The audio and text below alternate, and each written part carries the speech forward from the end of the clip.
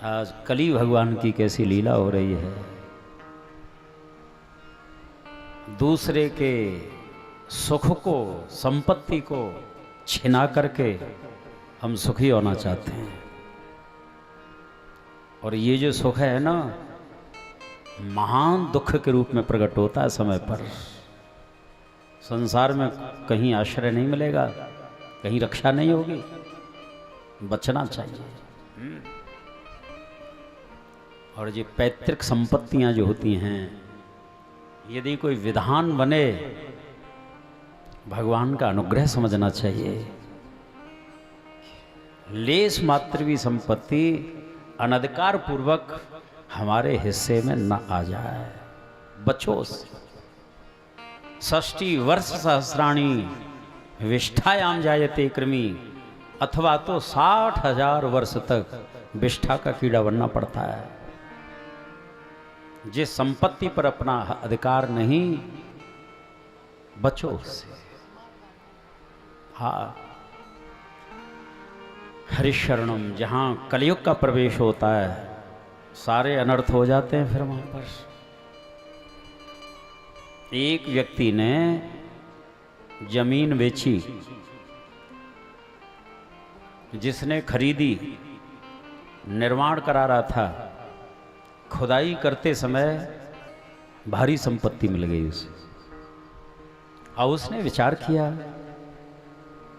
कि मैंने तो जमीन खरीदी थी और जमीन से कितनी गुनी संपत्ति इसमें गढ़ी हुई मिल गई मुझे, इस संपत्ति पर तो मेरा कोई अधिकार नहीं। महाराज युधिष्ठिर के पास वो व्यक्ति आया।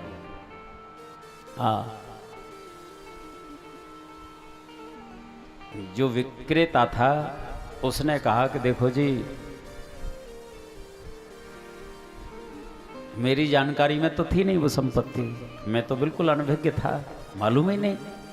मैंने तो जमीन बेच दी, अब जमीन तुम्हारी, तुम्हारा कुछ प्रारब्ध था, ये संपत्ति तुम्हें मिलनी थी, मेरा इसके ऊपर कोई अधिकार नहीं, मैं नहीं स्वीकार करूंगा इसे। वो कहता कि नहीं, मैंने तो जमीन के पैसे दिए हैं। दोनों में निर्णय नहीं हो पा रहा था। महाराज युधिष्ठिर भी निर्णय नहीं कर पा रहे थे। भगवान श्याम सुंदर से पूछा। भगवान ने कहा कि कुछ समय की प्रतीक्षा कराओ, निर्णय बाद में होगा। कुछ ही समय के अंतर से, कुछ ही दिनों के बाद दोनों ही व्यक्ति आए और झगड़ रहे थे कि ये संपत्ति मेरी है, ये संपत्ति मेरी है। मैंने जमीन बेची थी, ये संपत्ति गड़ी हुई तो मेरा अधिकार बनता है ना, तुम्हारा इससे क्या प्रयोजन।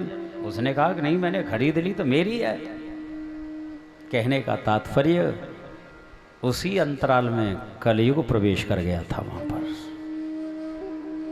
और जहां कलयुग प्रवेश हो जाता है, फिर वहां ऐसा ही होता है। हरिशरणम कलिश्य कलह प्रिय, कलयुग को कलह ही प्रिय है। हाँ, काले कर्म प्रिय होते हैं।